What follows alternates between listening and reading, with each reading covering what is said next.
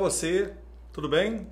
Estou aqui de volta, Fabiano Leitoguinho, professor e criador do Treino 5.0 Turbo Max em Prática Previdenciária.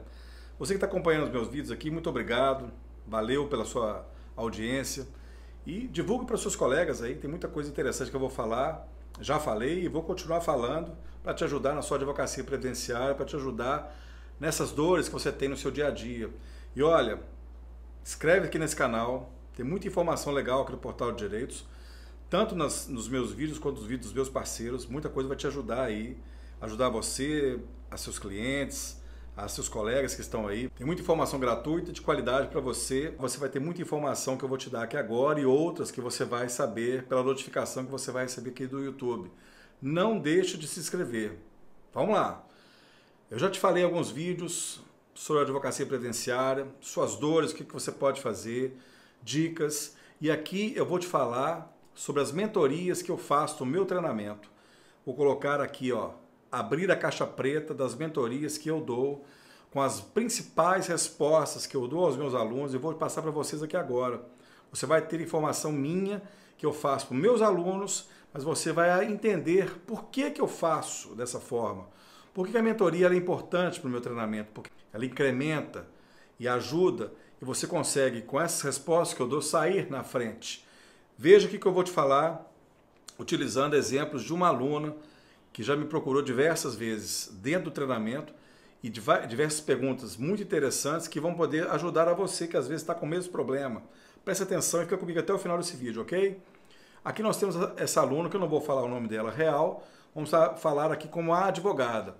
Então essa advogada, ela já me perguntou, dentre as perguntas que ela me fez, uma delas veio antes da reforma da Previdência, mas é importante você saber, você pode ser procurado por algum cliente que está com uma fase de transição com a documentação dele, a situação dele esteja ainda dentro da fase de transição, mas você vai aplicar a ele a fase nova, o que você tem de informação depois da reforma. Mas você vai ter ainda que saber informações anteriores. E foi o que ela fez. Ela me disse: professor Fabiano, se uma pessoa já pagou 20% sobre o salário por mínimo de 11 anos, isso, ela quer dizer, com a regra anterior, que falava que no cálculo do artigo 29, você levaria em consideração a média dos 80% maiores salário de contribuição, destacado ou dispensado os 20% menores. Mas isso ainda são situações de pessoas que estão procurando ela no escritório. Veja, então a pessoa pagou 20%, que é o 20% menor, sobre o salário mínimo durante 11 anos. Agora ela quer aumentar para ter uma aposentadoria melhor. Como é feito para continuar os 20%? É preciso comunicar ao INSS? Como é feito o salário base? Olha as perguntas que ela me fez. Então, utilizando a regra anterior, se o cliente dela pagou maiores contribuições, estou em 80% maiores, ele já sabe quais dessas contribuições serão levadas em consideração para o cálculo. Isso seria feito antes da reforma da Previdência, antes do dia 13 de novembro de 2019. Até porque nós ainda não tivemos a regulamentação da própria emenda constitucional, mas já tivemos a regulamentação dentro do INSS para os requisitos para a análise dos servidores do INSS em processos administrativos eletrônicos de concessão e revisão de benefícios dentro da autarquia, com base na portaria 450 de 2020, uma portaria de 6 de abril de 2020. Essa portaria dá todo o dinamismo em paralelo, né, à Instrução Normativa 77 de 2015, que é a norma base dos servidores para que eles ajam, para que eles façam o trabalho deles no dia a dia. Essa portaria vem agora trazer as novidades da emenda 103. Então, com essa emenda 103, já não são mais os 80% maiores que são levados em consideração para o cálculo, mas o artigo 26 da emenda 103, regulamentado por essa portaria para análise de requerimentos administrativos, deve considerar em consideração agora os 100% de todo o período contributivo, 100% do salário de contribuição, tudo que você contribuiu, desde o salário base de julho de 94. Então, desde julho de 1994 para frente, tudo aquilo que você contribuiu, seja salário mínimo, seja valores maiores ou menores, tudo aquilo vai entrar na conta do seu eventual benefício. No caso da aposentadoria, que foi feitas essas alterações dentro da emenda constitucional 103. Mas esse cálculo vai impactar em outros benefícios também que não estiveram na emenda 103. Então isso pode ser utilizado para esses cálculos. Então no caso dela, ela me perguntou, já sabendo que haveria a reforma da Previdência, se ela poderia orientar o cliente que ele aumentaria o seu salário de contribuição para fazer jus a esses 20% de uma forma maior e levando em consideração todos os salários de contribuição nessa linha, grandes. Só que ele já tinha um salário mínimo contribuído por 11 anos. Como é que eu respondi a ela? Se o salário mínimo já foi contribuído por 11 anos e esse período será utilizado pelo INSS para a apuração do PBC, que é o período básico de cálculo, não há como ele aumentar este salário agora, não adianta ele fazer esse aumento agora. Por quê? Porque todo o período que já foi, você não consegue incrementar aquilo que já passou. O fato dele haver contribuído por 11 anos do salário mínimo, se fosse pela regra anterior, esse salário mínimo seria descartado e ele faria jus ao benefício de aposentadoria apenas com a média dos 80% maiores. Agora não, leve em consideração 100% do salário de contribuição. Não há condição de mudar isso. O que ela pode fazer foi o que eu orientei a ela. Oriente a seu cliente para incrementar as contribuições a partir de então, até antes da data da entrada do requerimento, até antes dele entrar com esse requerimento, para que esses salários mínimos contribuídos durante 11 anos não impactem negativamente nos salários que serão apurados para fins de apuração dessa média. E a média desse salário de contribuição possam chegar mais próximo de 100% do salário de benefício, que é o salário que é apurado dentro dessa média de salário de contribuição.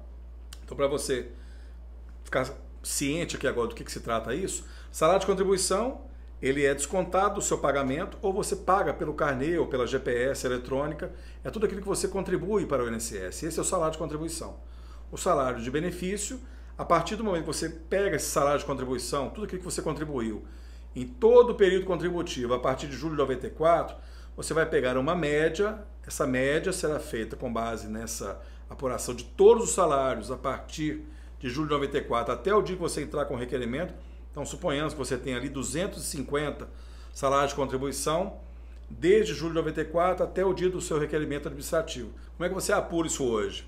Você vai pegar o total de valores contribuídos desde julho de 94 até a data do requerimento e dividir pelo número de salários.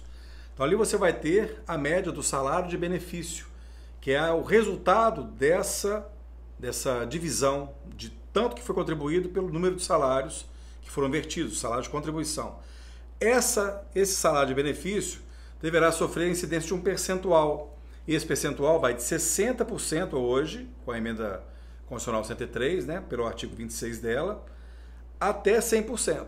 Então você vai ver, pelo número de salários que você contribuiu, o salário de benefício, o tempo contributivo que você teve, você vai multiplicar esse salário de benefício pelo percentual cabível para esse benefício, que aí nós teremos a chamada renda mensal inicial.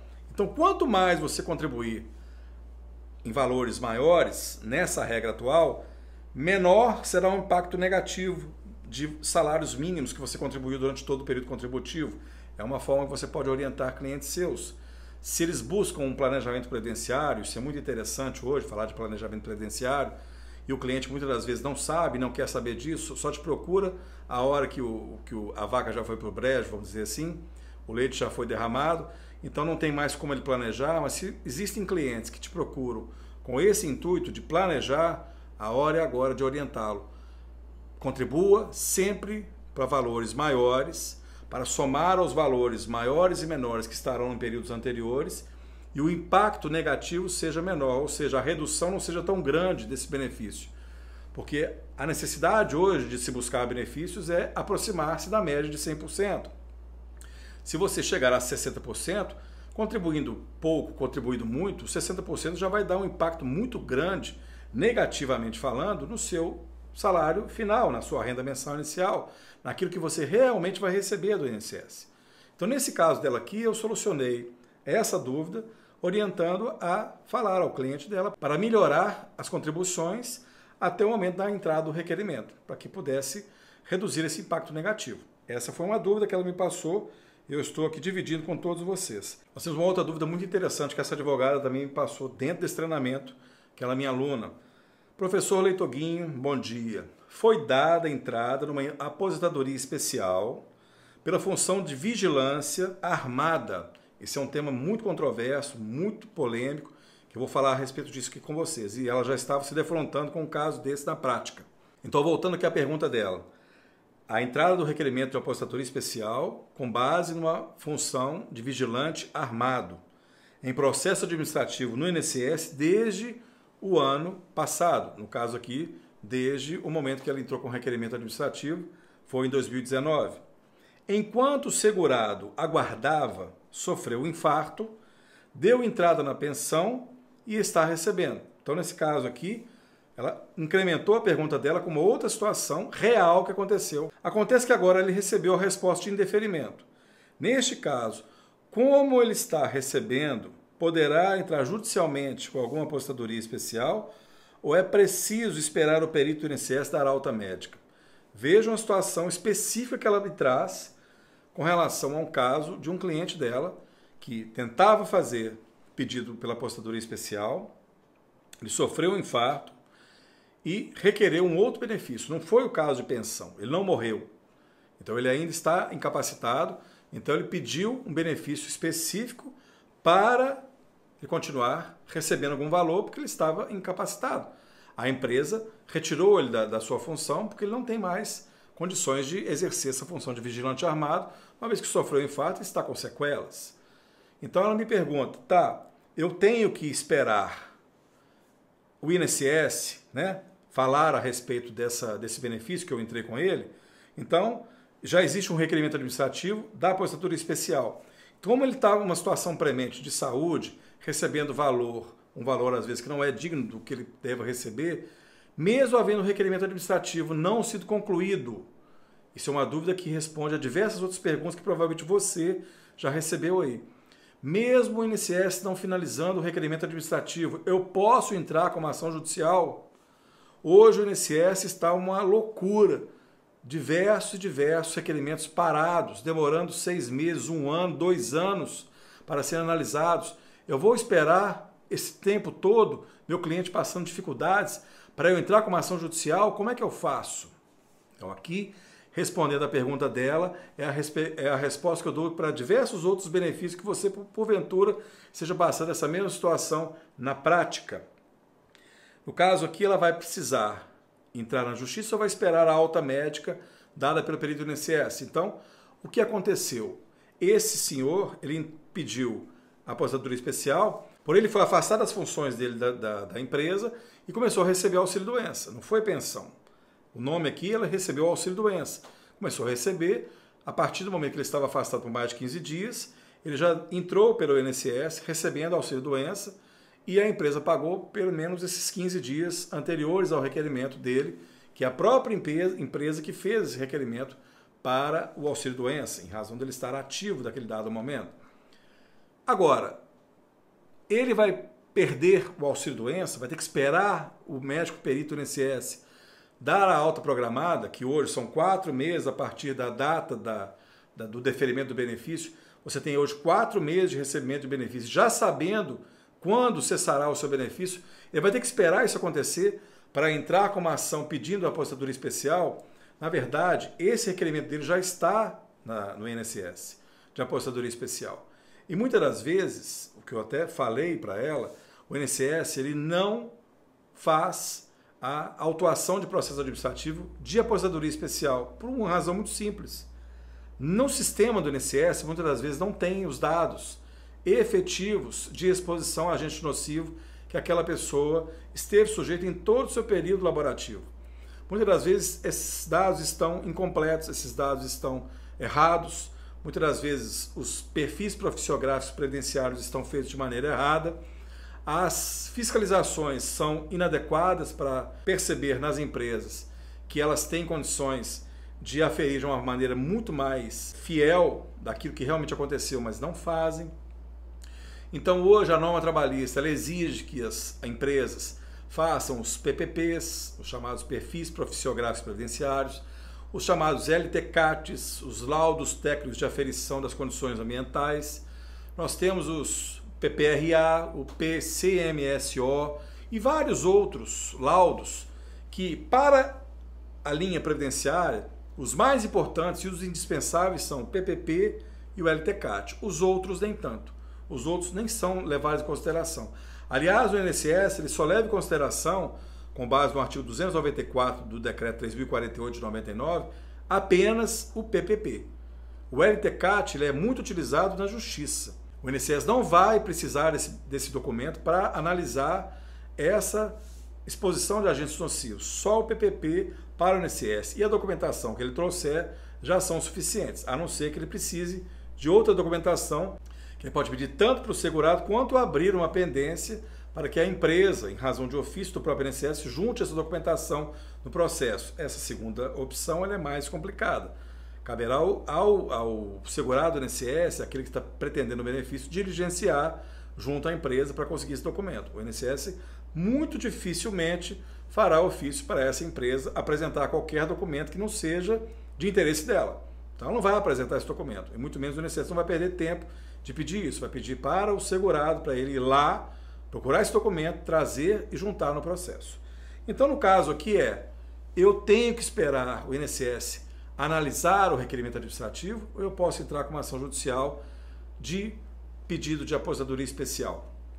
Bom, com essa loucura que nós dissemos anteriormente aqui que o INSS está, o INSS demorando muito tempo para analisar os benefícios, hoje a saída é você ajuizar um mandado de segurança contra o chefe da agência da Previdência Social ou contra o gerente executivo daquela agência, daquela gerência, aquela GEX, relacionada ao próprio INSS daquela região, e você entrar contra ele como autoridade coatora, requerendo que esse benefício seja analisado num prazo célere, ou se você tiver prova documental cabal, porque você não vai desperdiçar mandado de segurança à toa. O mandado de segurança, você sabe, e eu também sei, que a prova tem que ser pré-constituída. Então você não vai entrar com mandado de segurança à toa só para fazer tipo para o seu cliente que você está fazendo alguma coisa para ele. Você vai às vezes perder tempo e a solução não virá da forma como você está pretendendo. Você só entra com mandado de segurança se a sua prova pré-constituída estiver boa, estiver muito boa. Se ela não estiver boa a ponto de mostrar que ele tem direito àquele benefício, já e o INSS ser condenado, determinado pelo mandado de segurança, uma ordem para que eles defiram o benefício a ele, não entra com mandado de segurança. Então, se o benefício está atrasado e você quer entrar com ação judicial, cuidado com as provas. Cuidado com as provas que você vai levar na Justiça. Nesse caso aqui, na Justiça Federal, você vai levar essa documentação via mandado de segurança. Nos casos que a Justiça Federal estiver atuando ali, se a Justiça Federal não tiver vara naquele local, você vai poder utilizar-se da jurisdição delegada e a Justiça Estadual poderá analisar esse mandado de segurança onde não houver vara federal num raio de 70 quilômetros, que é o que a legislação hoje estabelece para análises de benefícios em lugares onde não haja vara federal. Isso veio com a alteração da reforma da Previdência e depois uma legislação posterior que nós tivemos a adequação, isso ainda está sob júdice, para se verificar se 70 quilômetros que a Justiça Estadual tem condição de analisar com jurisdição delegada essas ações levadas de concessão e revisão de benefício daquilo que originalmente é da competência da Justiça Federal. Então, cenas do próximo capítulo podem vir por aí. Então, no caso, se você vai ajuizar o mandado de segurança, cuidado com as provas. Se não tiver provas interessantes, qual é a chance que você tem de ser vitorioso nesse mandado de segurança? Mínima. Mínima chance. Qual é a alternativa que você tem? Essa dica você não vai ver em lugar nenhum. Lugar nenhum que eu vou te falar aqui agora. Eu vou te falar qual a estratégia que você pode utilizar para isso e eu falei isso para ela. Você vai entrar, advogada, que eu não vou falar o nome dela, com uma ação ordinária com pedido de tutela antecipada, tutela de urgência, no Juizado Especial Federal, buscando o reconhecimento do direito dele de obter o benefício e a tutela de urgência, porque ele precisa desse benefício rapidamente. O que o juizado pode fazer? Essa ação vai ter dupla função. Você vai discutir a declaração do direito dele e condená-lo em parcelas pretéritas. declarando o direito dele e verificando que pela tutela mandamental da tutela de urgência, que o juiz mandar deferir o benefício, mandar implantar o benefício, seja 30 dias úteis, 45 dias corridos, vai depender do que o juiz vai estabelecer nisso aí, a parte ela já vai ter o benefício sendo recebido e aguardar ao final os valores pretéritos, o que você não consegue fazer pelo mandado de segurança. Então tome cuidado com isso. Se você for utilizar o mandado de segurança, tenha boas provas para você conseguir com a justiça a exigência do gerente executivo ou do chefe da agência para que defira aquele benefício com mais celeridade. Analise o requerimento e possa deferi-lo com mais celeridade, mas você não terá direito, neste mandado de segurança, a parcelas pretéritas. Faça a outra alternativa que eu falei para ela.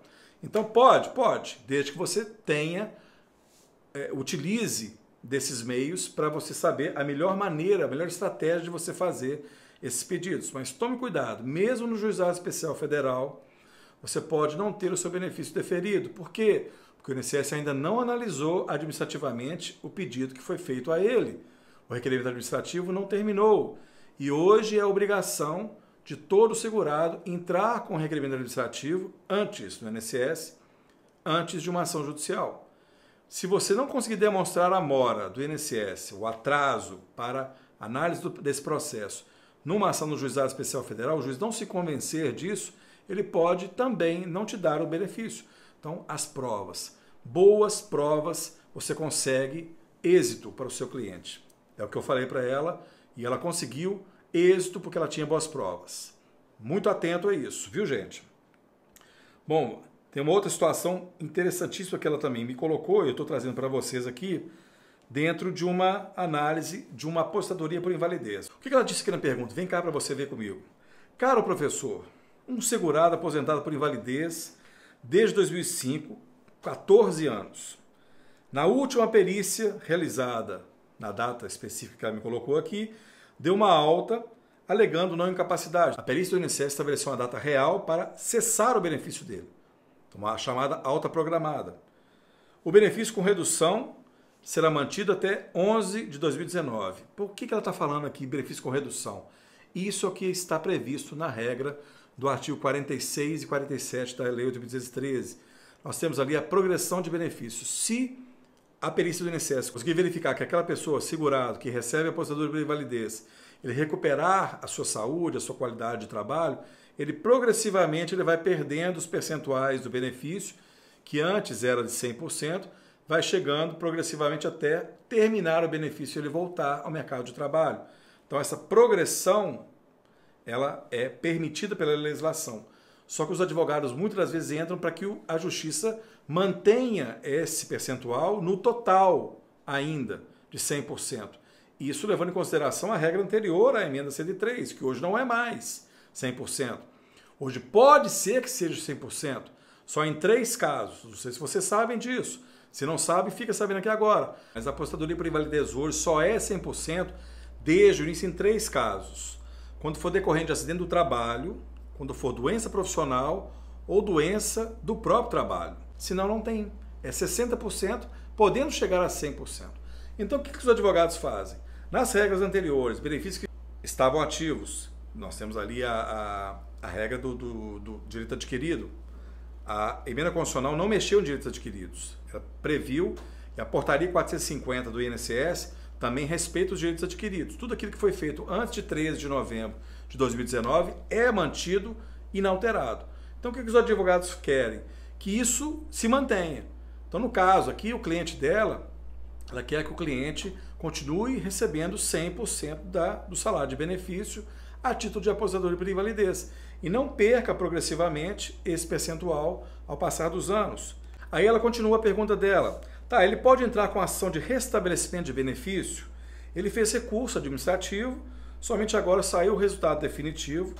Por ele ainda estar recebendo, preciso saber se pode propor ação antes de novembro, que no caso aqui era antes da emenda constitucional 103, e depois eu orientei ela também, porque o valor que ela queria passou para depois da emenda constitucional. Então qual seria a orientação que eu dei para ela? Vou falar para vocês aqui agora. O problema de saúde dele, ela colocou a CID aqui, e me pediu essa orientação. O que eu falei para ela? Olha, mesmo que seja antes de 13 de novembro ou depois de 13 de novembro, se a situação dele ela é adquirida, você pode entrar mesmo depois da emenda que valerá a regra anterior de 100%. Ele poderá obter ainda os 100%, porque a situação da doença, a situação incapacitante, o evento que levou em consideração a análise do INSS foi anterior à nova emenda. Então você pode entrar com uma ação de restabelecimento de benefício com base em fato ocorrido em data anterior a 13 de novembro de 2019. Então ela teria ainda condições de levar em consideração a regra antiga para esse cliente dela, mesmo com a regra nova, a apostadoria por invalidez, que agora o nome da apostadoria por invalidez não é mais esse, é apostadoria por incapacidade permanente, né? Da mesma forma que o auxílio-doença, ainda na portaria 450 e na emenda constitucional, o nome auxílio-doença sequer foi alterado, mas a portaria ela traz o nome auxílio de capacidade temporária. Na verdade, o auxílio-doença continua sendo analisado pela Justiça com esse mesmo nome. A apostadoria por incapacidade permanente é que tem disposição expressa pela própria emenda constitucional. O artigo 26 da emenda 103 fala, de alguma maneira, desse auxílio de capacidade temporária, mas o nome auxílio-doença ainda persiste nas análises judiciais. Então, independentemente de qual o nome em iuris, qual o nome que está sendo utilizado para isso, ela poderia utilizar essa ação para beneficiar o seu cliente com regra anterior à emenda 103, mesmo que a ação fosse posterior à emenda 103. Essa dica, se você não ouviu a respeito, você está sabendo aqui agora. Isso eu falo nas mentorias dos meus alunos. São orientações que trazem solução para eles, da melhor estratégia que pode trazer para o cliente, trazer para a causa que ele está ali liderando, para auxiliá-lo em várias situações que ele possa buscar o sucesso daquela demanda. Eu não garanto a ele que ele vai vencer. Eu não faço pré-julgamentos para ele, buscando entendimentos desse ou daquele juiz. Não é isso que eu faço. Eu auxilio a pensar estratégias, dou a ele várias situações que ele possa mover aquele caso de uma maneira muito mais inteligente, sem ficar bitolado. Ah, é só isso ou é só aquilo. Não, você busca alternativas para ser inteligente naquela causa. Isso você tem que fazer para beneficiar o seu cliente. E na área previdenciária, cada vez mais, ser inteligente para utilizar o processo a favor do seu cliente. Use as estratégias para você chegar a movimentar, seja a máquina administrativa, seja a máquina do judiciário, a favor do seu cliente, mas sem burlar o sistema. Você consegue fazer isso de uma maneira muito séria, competente e inteligente, sem burlar o sistema. Não precisa disso. Basta você ter estratégias. Isso que eu ensino meus alunos. Aí nós temos uma outra pergunta dela, muito interessante, que ela chegou a falar, que ela diz aqui a respeito de uma pensão por morte, e a situação é a seguinte. Na primeira viuvez, a pensão por morte foi de um salário mínimo. Então, a primeira pensão por morte recebida foi de salário mínimo pela mulher daquele instituidor falecido. Na segunda viuvez, optou pela maior pensão. Ocorre que o INSS foi pagando as duas pensões sem cancelar a primeira. A pensionista não sabia que estava recebendo as duas. É uma situação muito delicada, porque a pessoa desconhece isso, e se ela não for muito bem orientada, ela vai perder, e pode perder até as duas por questão de fraude, pois a segunda pensão é de valor maior que o salário mínimo.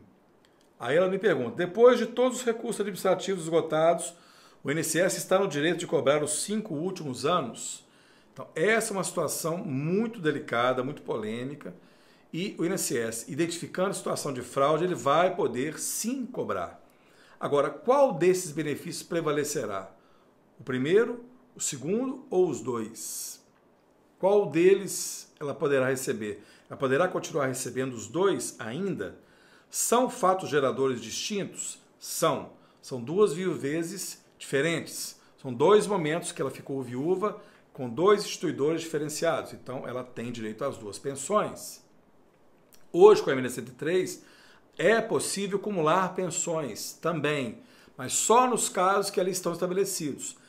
As situações de pensão dentro do mesmo regime, no caso que o RGPS, a emenda 103 hoje veda a acumulação de pensão. Você só pode receber uma pensão de um determinado sistema.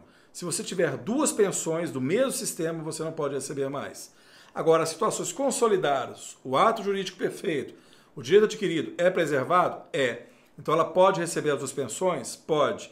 Se o INSS identificou fraude no recebimento de uma delas, desde o início, ele vai cortar esse benefício e mandar ela pagar os valores recebidos indevidamente. Serão descontados do outro benefício num limite de até 30%.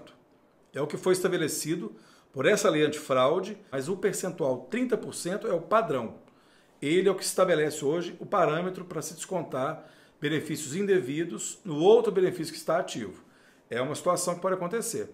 Agora, uma coisa que eu falei para ela, que muitas das vezes as pessoas não sabem, os advogados não sabem, é que o INSS não pode cobrar valores desse benefício numa ação judicial em vara que não seja aquela que tenha competência para julgar isso. Isso hoje até o STJ está pendente de julgamento sobre qual vara poderá julgar uma ação em que foi determinada uma sentença e o valor foi considerado fraudulento pelo INSS, cessado pelo INSS, depois o INSS vai querer recobrar este valor judicialmente. Não se faz essa cobrança, às vezes, do mesmo processo. O Juizado Especial Federal não aceita demanda para se cobrar no mesmo processo. Por quê? Porque o INSS ele não pode ser autor de demandas de cobrança contra a parte no juizado. O juizado, o INSS, não pode ser autor, isso a lei veda. O INSS teria que ser levado essa demanda de cobrança para uma vara comum da Justiça Federal para cobrar dele, mesmo que a ação tenha sido recorrente dentro do juizado especial. Nesse caso, se o INSS quiser cobrar, ele vai ter que buscar essa cobrança de uma vara comum previdenciária, uma vara comum federal, não no juizado especial federal, porque ele não pode ser autor de demanda dentro do juizado especial federal. E o STJ ainda está para resolver isso.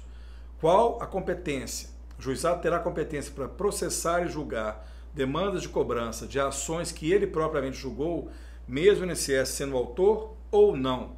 Isso ainda está sob júdice e vamos aguardar as cenas do próximo capítulo.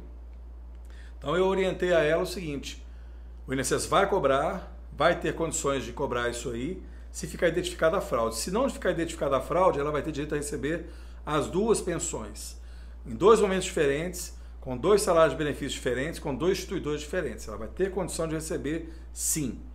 E por fim, uma outra pergunta muito interessante que ela me trouxe aqui foi com relação a uma perícia que foi feita no cliente dela.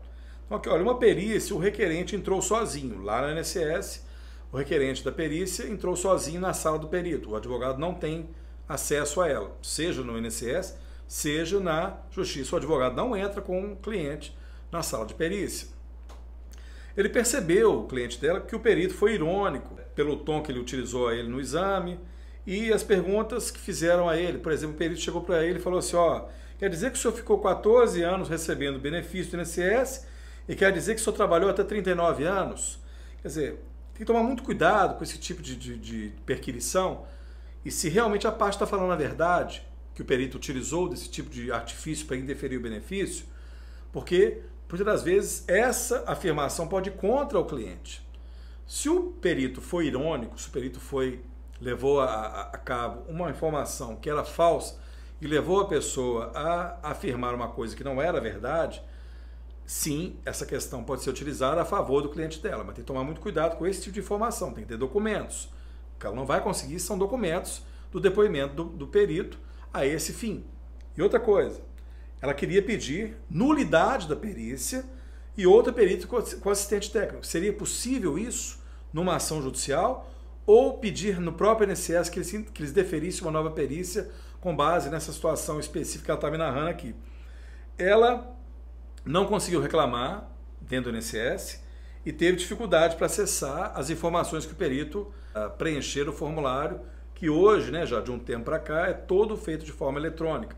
Toda a base de dados que o perito faz, a análise do INSS, ele é utilizado dentro do sistema chamado SAB, que é o Sistema de Informações, né, dentro de benefício de incapacidade. Então, um sistema de análise que eles vão utilizar ali é uma base de dados, uma plataforma, que essas informações de benefício de incapacidade todas são lançadas e essa base fica à disposição dos peritos, dos servidores e dos procuradores federais. Ninguém mais tem acesso a isso, a não ser que a Justiça requeira esse documento. Esse documento tem caráter sigiloso e a parte não tem acesso a ele durante o processo administrativo. Ela pode ter vistas dele no momento que tiver o indeferimento do benefício. Ela poder motivar o recurso administrativo dentro da própria estrutura do INSS, chegando. Hoje o processo administrativo do recurso, ele não é distribuído mais dentro do âmbito da gerência, ele é distribuído eletronicamente em todo o Brasil, dependendo da superintendência que atenda aquela gerência, ou qual a amplitude das gerências. Esses recursos, por exemplo, se você entrou com um pedido em Minas Gerais, em São Paulo, o seu recurso pode ser analisado no Maranhão, no Rio de Janeiro, em Porto Alegre. Depende da gerência, depende de qual superintendência que está atendendo ali, por uma questão de equilíbrio de acervos, para não sobrecarregar determinadas agências e deixar que outras agências estejam com acervos menores. Então eles podem ser distribuídos para vários lugares e as juntas serem feitas de forma aleatória, essa distribuição. Serão processados os recursos ali eletronicamente, os votos dos servidores, das autoridades administrativas serão feitos também de forma eletrônica. Nada a parte tem acesso de forma física, tudo é base eletrônica agora. Ela tem direito a acesso a esses documentos? Ao final ela tem acesso a tudo. Durante é que ela não vai ter acesso a esses documentos. Mesmo que ela requeira, o INSS ele não libera, a não ser que haja condições da pessoa entrar na justiça e requerer que ela apresente essa documentação, para ela entender ali que há um prenúncio de fraude. Neste caso do perito aqui, se ela não tiver essa documentação, se essa suspeita dela e do cliente dela sobre essa ironia do perito não for muito bem claro, e documentado, fica a informação dela contra a do perito. Claro que a do perito é muito mais forte, porque está dentro da estrutura do sistema. Então, esse tipo de alegação de nulidade de perícia pode ser que ela consiga na justiça, entrando com pedido do benefício e anulação da perícia anterior, administrativa, com a realização de uma nova perícia judicial. Mas ali ela vai entrar com uma ação única, pedindo a concessão do benefício e a reanálise do indeferimento feito pelo INSS pelo próprio órgão jurisdicional. É o que normalmente acontece. E foi a própria orientação que eu dei a ela. Então, tem muitas coisas por trás disso que está dentro do relacionamento entre professor e aluno. Tem muita coisa que é falado, porque os casos, às vezes, eles demandam números, demandam partes que eu não posso falar. Não tem necessidade de ser faladas aqui. Eu estou trazendo basicamente a mentoria com a solução do caso. E é isso que eu faço com meus alunos. Claro, com mais e mais informações, com mais explicações, que dê a ele mais autonomia e segurança para discutir aquele fato diante do INSS ou na própria justiça. E por fim, uma outra pergunta muito interessante que ela colocou para mim foi justamente com relação ao vigilante. Esse vigilante é um vigilante agora não armado, que a jurisprudência do STJ agora tornou indistinta essa relação, seja ele armado ou não, tem direito à apostadoria especial, sendo provada a condição de vigilante, e a própria Turma Nacional de Uniformização também, no âmbito da Justiça Federal, também já fez isso, no âmbito dos juizados especiais federais. Então, ela utilizou dessa informação para me pedir a seguinte orientação. Bom, eu tenho aqui um cliente que não tem o PPP e não tem o LTCAT, mas ele utilizou apenas testemunhas e documentos, TPS, comprovante de pagamento, né, borderoso de salário, comprovando o vínculo dele com aquela empresa que ele estava sujeito ao agente nocivo ali, perigoso, na atividade de vigilante não armado. Ela conseguiria provar sem PPP e LTCAT, porque a empresa fechou, ele não tem condições de fazer isso aí. Como é que ele vai provar as condições dele especiais? Se ele não tem mais documentação da empresa, ela faliu, ela não consegue mais documentação, orientei-a aí ao Ministério do Trabalho, orientei ela aí à junta comercial, pegar a documentação que ela conseguia dessa empresa, para tentar mostrar a vinculação da atividade dele com a atividade fim da empresa. Seria uma prova que ela teria para demonstrar essa especialidade da função dele, mas sem PPP e sem LTCAT. Como é que ela faria para provar isso? Eu orientei a ela, solicite ou requeira uma audiência. Requeira uma audiência para que o juiz comprove a parte que falta dessa prova em audiência. veja, você consegue fazer isso aí. Ela requereu, o juiz determinou a realização de audiência, ela utilizou da documentação adicional que eu orientei a ela para juntar, e nessa audiência o juiz deferiu o benefício de aposentadoria especial, complementando com os depoimentos das testemunhas e o depoimento pessoal a prova material que ela tinha trazido lá. Então são detalhes que fazem a diferença no momento que você está atuando num processo administrativo ou judicial para auxiliar o seu cliente. Nesse caso, um processo judicial que ela não tinha documentação alguma, mas a parte tinha direito. Então, em casos que você tem isso aí, você tem condição de corroborar essa prova, por mais que ela não esteja boa, faça um início de prova material razoável e requeira audiência. Requeira audiência. Se o juiz não deferir a audiência, você tenta recorrer àquela sentença dele, se ele vier a negar o seu benefício por falta de prova, por falta de comprovação, por falta de tempo indicado com relação a isso aí, e você possa também entrar com uma ação declaratória de tempo paralela a essa ação, mesmo estando um recurso. Você devolve a matéria ao tribunal, paralelamente você pode tentar uma declaração, seja no próprio INSS, seja numa ação judicial declaratória, para buscar o reconhecimento desse tempo e fazer corroborar esse entendimento do juiz numa segunda ação dentro de um recurso, para que o tribunal tenha meios de analisar esse recurso de uma maneira mais categórica, mais justa, porque o juiz da primeira instância não aceitou a audiência. Mas pode ser que o juiz aceite a audiência. E o juiz aceitando, como foi o caso dela, pode deferir esse benefício, às vezes, na própria audiência, determinar uma antecipação de tutela e o INSS ser obrigado a fazer a implantação desse benefício. Então, estratégias, você vai utilizar essas estratégias dentro das ações, beneficiando os seus clientes com uma advocacia justa, uma advocacia transparente e sempre conseguindo resultados melhores. No próximo vídeo eu vou fazer outras mentorias. Vou te mostrar outras mentorias que eu respondi dúvidas dos alunos na prática. Como resolver dúvidas, problemas, dores na prática previdenciária, para você se tornar um melhor advogado, um advogado muito mais capaz e usar a inteligência e a tecnologia a seu favor sempre, porque hoje o INSS é extremamente tecnológico e vai se tornar cada vez mais. Se você não se preparar para isso, seja no âmbito do INSS, seja na Justiça, que também está lidando com processos eletrônicos, você está fora do mercado.